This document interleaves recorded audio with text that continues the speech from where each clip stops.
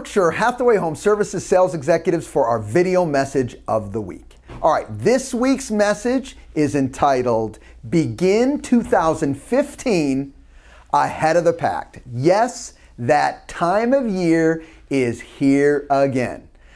Time sure flies when you're having so much fun. You know what? It just is what it is. You know that old saying about time goes quicker as we get older? That is true. I can attest to that. All right, so here's what we need to do. We need to set up for 2015 because, like it or not, the activities you're doing today, all of these types of activities and business you're putting in, even if it closes in 2014, you're setting it up for this next year. So let's get started. I want to share with you just some thought processes around making budgeting for 2015 and setting up your year a little bit easier.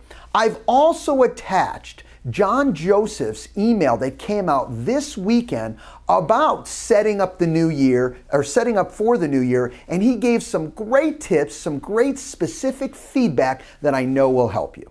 All right, so here's my advice. First of all, start off with complete clarity about your whys. Guys, why are you working so hard? What do you want to accomplish? If you don't know these down pat, no one else does because they're all about you. They're all about what you want. Okay, why do you work so hard? I don't want you just thinking in general terms. I want specifics. And you know, I'm even going to go this next step further. Yes, you wrote them down, but do you look at them? Do you taste them every day? Do you smell them every day? Do you think about them all the time, every minute? That's what makes it happen. It becomes part of you. They're your whys. Make them part of you. I want you to have clarity on those. Now, the goal here is I want you to have your plan completed, okay, for 2015 and already starting to work it in 14 by October 15th. That gives you 30 days here to really start getting your plan put in place. And I want you to be intentional about it. Don't just put a plan together because you're supposed to put a plan together. Get serious about it. Get it clear. Be intentional and go, okay, you know what? I'm gonna really boost my last quarter of 2014 and start the ground running fast in 2015. And I'm gonna have it clear in my mind, know what I'm supposed to do, when I'm supposed to do it, and how I'm supposed to do it, starting ASAP.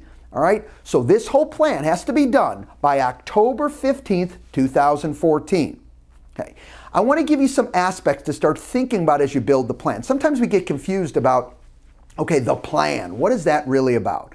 Well, I see it about very few things. First of all, it should be about daily activities. What are you supposed to do from a day-to-day basis? Remember, we don't get caught up in trying to have a great month, great quarter, great year. We're focused on having a great day because we know those things will take care of themselves once we have a great day. Instead of thinking about hours, I want you to think about appointments. If you commit to one appointment per day, 5 days a week, great. Whatever your numbers are, fine. But I want you to have clarity. You come in and the goal is how am I meeting a new opportunity today? Be it a new buyer or a new seller. But I've got to be face-to-face. That's the appointment. A definition of an appointment is a face-to-face meeting with a new opportunity. Okay, be it buyer or seller. All right. And last but not least, or along these lines, and I know you've heard this like a broken record, is you got to know your numbers and stats. All right. If you want to affect something in a big way, all right, then you've got to know where you are today. You can't know where you're going if you don't know where you are right now. Know your stats, know your numbers, know where they are now, and know where you want to go and have them in your mind. So when you see something along the lines of, you know, average sales price or your conversion rates, your pricing effectively, are you pricing your listings effectively? Know these types of stats in your mind because you look at them often enough and that will be a big help. All right? Measure monthly. Okay? What I want you to do is every single month, I want you to have kind of a benchmark that you know that you're on track. It's helping ensure that you stay on pace. Even blend in a why every single month and to say, okay, what's my mini why for this month that I'm going to make sure that I accomplish? All right? It helps on an ongoing basis keeping you on track. And last but not least, do this as a group or do it with an accountability partner. Use your mastermind group. You don't have to do this alone. Every one of us are in the same boat, even me from a company standpoint, even your managers from a brand standpoint. We all have to do the same exercise. So as you do this, get some of the other sales executives together and say, listen, instead of working each of our plan alone, let's work a plan together and let's hold each other accountable. All right? And this definition of holding you accountable doesn't mean all the time that that person will love that you're holding them accountable. Many times they will. Okay, people appreciate that. But if they don't and you're pushing, that's what they need. Make sure it's no, you committed to an appointment today. Get it done. I don't want to hear any other excuses. Help them. They may need that little kick in the pants to say, you know what?